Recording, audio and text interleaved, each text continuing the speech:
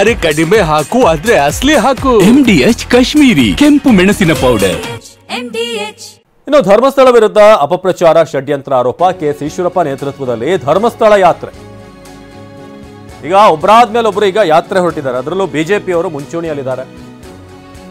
ಇನ್ನು ಬಿಜೆಪಿಯಿಂದ ಸ್ವಲ್ಪ ದೂರ ಇರುವಂತವರು ಕೂಡ ಈಗ ಬಂದು ಯಾತ್ರೆ ಮುಂತಾದಂತ ಒಂದಷ್ಟು ಕಾರ್ಯಕ್ರಮಗಳನ್ನು ಹಮ್ಮಿಕೊಳ್ತಿದ್ದಾರೆ. 250 ಕಾರುಗಳಲ್ಲಿ ಧರ್ಮಸ್ಥಳ ವಿರುದ್ಧ ಅಪಪ್ರಚಾರ ಷಡ್ಯಂತ್ರ ಆರೋಪ.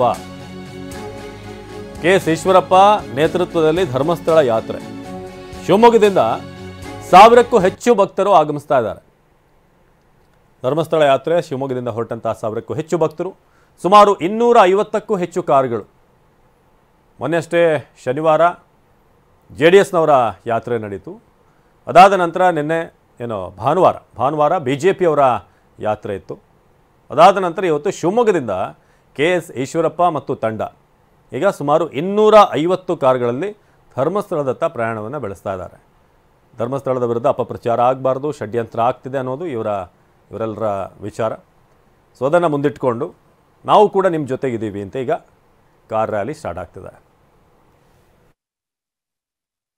ರಾಷ್ಟ್ರಭಕ್ತ ಬಳಗದಿಂದ ಒಂದು 150ಕ್ಕೂ ಹೆಚ್ಚಿಗೆ ಕಾರುಗಳಲ್ಲಿ ನಾವೆಲ್ಲರೂ ಕೂಡ ಧರ್ಮಸ್ಥಳದ ಮಂಜುನಾಥೇಶ್ವರನ ಭಕ್ತರು ಧರ್ಮಸ್ಥಳಕ್ಕೆ ಹೊರಟಿದ್ದೇವೆ. ಧರ್ಮಸ್ಥಳಕ್ಕೆ ಯಶಸ್ಸಾಗುತ್ತೆ ಮತ್ತು ವೀರೇಂದ್ರ ಹೆಗ್ಡೆ ಅವರ ಬೆಂಬಲಕ್ಕೆ ನಾವೆಲ್ಲ ನಿಲ್ತಾ ಇದ್ದೀವಿ. ಯಾವ ರೀತಿ ಅಯೋಧ್ಯೆಯಲ್ಲಿ ರಾಮ ಮಂದಿರಕ್ಕೆ ನ್ಯಾಯ ಸಿಗ್ತೋ ಅದೇ ರೀತಿ ಧರ್ಮಸ್ಥಳಕ್ಕೂ ಕೂಡ ನ್ಯಾಯ ಸಿಗುತ್ತೆ. ಮಂಜುನಾಥನಿಗೆ ಯಾವುದೇ ಕಾರಣಕ್ಕೂ ಅನ್ಯಾಯ ಆಗೋಕ್ಕೆ ಮಂಜುನಾಥ ಬಿಡಲ್ಲ.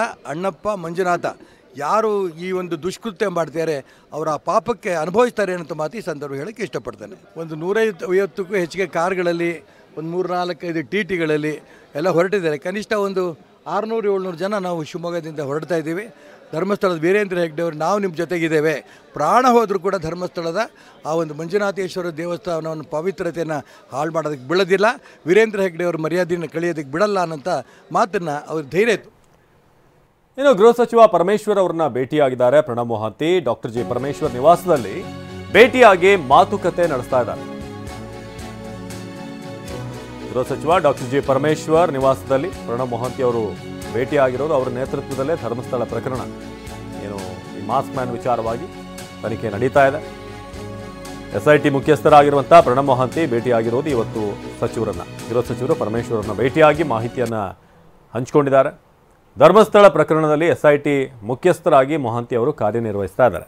ನೀವು ಆ ದೃಶ್ಯವನ್ನು ನೋಡ್ತಾ ಇದ್ದೀರಾ, ಗೇಟನ್ನು ಎಂಟ್ರಿ ಆಗ್ತಿರುವಂತಹ ದೃಶ್ಯ. ಏನೆಲ್ಲ ಇದುವರೆಗಿನ ಡೆವಲಪ್ಮೆಂಟ್ ಆಗಿದೆ, ಜೊತೆಗೆ ಈತನ ವಿಚಾರಣೆ ನಡೀತಿದೆಯಲ್ಲ ಮಾಸ್ಕ್ ಮ್ಯಾನ್ ಚಿನ್ನಯ್ಯ, ಸೊ ಆ ವಿಚಾರಣೆ ಎಲ್ಲಿವರೆಗೆ ಬಂತು, ಮಹಜರು ಪ್ರಕ್ರಿಯೆ ಹೇಗಿದೆ, ಜೊತೆಗೇನು ಇದುವರೆಗೆ ಮಾಹಿತಿ ಸಿಕ್ಕಿದೆ, ಯಾರ್ಯಾರು ಇದರಲ್ಲಿ ಗ್ಯಾಂಗಪ್ ಆಗಿದ್ದಾರೆ, ಇದೆಲ್ಲದರ ಮಾಹಿತಿ ಕೂಡ ಒಂದಷ್ಟು ನೀಡುವಂಥದ್ದಿರುತ್ತೆ. ಗೃಹ ಸಚಿವರನ್ನ ಭೇಟಿಯಾಗಿದ್ದಾರೆ ಪ್ರಣಬ್ ಮೊಹಾಂತಿ. ಮಾಸ್ಕ್ ಮ್ಯಾನ್ ಚಿನ್ನಯ್ಯ ಒಂದು ರೋಚಕ ಟ್ವಿಸ್ಟನ್ನು ಈ ಕೇಸ್ಗೆ ಕೊಟ್ಟಿದ್ದ. ಆರಂಭದಲ್ಲಿ ಈತ ಸಾಕ್ಷಿಯಾಗಿದ್ದ ಅಥವಾ ದೂರದಾರನಾಗಿದ್ದ, ನಾನು ಇಂಥದ್ದು ಮಾಡಿದ್ದೀನಿ ಅಥವಾ ಇಂಥದ್ದಾಗಿದೆ ಇಷ್ಟು ವರ್ಷಗಳ ಹಿಂದೆ ಅಂತ. ಆದರೆ ಈಗ ಆರೋಪಿ ಸ್ಥಾನದಲ್ಲಿ ಈ ಮಾಸ್ಕ್ ಮ್ಯಾನ್ ಚಿನ್ನಯ್ಯ ನಿಂತಿರೋದು. ಸೊ ಆತನಿಂದ ಏನೆಲ್ಲ ಮಾಹಿತಿಗಳನ್ನು ವಿಚಾರಣೆ ಸಂದರ್ಭದಲ್ಲಿ ಕಲೆ ಹಾಕಲಾಗಿದೆ, ಅದರ ಸದ್ಯದ ರಿಪೋರ್ಟ್ ಏನಿರುತ್ತೆ ಈ ಹಂತಕ್ಕೆ ಅದನ್ನು ನೀಡಲಾಗುತ್ತೆ. ಒಂದು ಡೀಟೇಲ್ಡ್ ಆದಂಥ ರಿಪೋರ್ಟ್ ಬರಬೇಕಾಗಿದೆ. ಆದರೆ ಏನು ಆಗಾಗ ಒಂದಷ್ಟು ಬ್ರೀಫಿಂಗ್ ಮಾಡೋದಿರುತ್ತೆ ಅಥವಾ ಇನ್ಫಾರ್ಮೇಷನ್ ಕೊಡೋದಿರುತ್ತೆ ಗೃಹ ಸಚಿವರಿಗೆ, ಅದನ್ನು ಪ್ರಣಬ್ ಮೊಹಾಂತಿ ಮಾಡ್ತಾ ಇದ್ದಾರೆ. ಸೊ ಧರ್ಮಸ್ಥಳ ಪ್ರಕರಣ ಇಡೀ ದೇಶದಾದ್ಯಂತ ಸುದ್ದಿ ಆಗಿದ್ದಂಥ ವಿಚಾರ.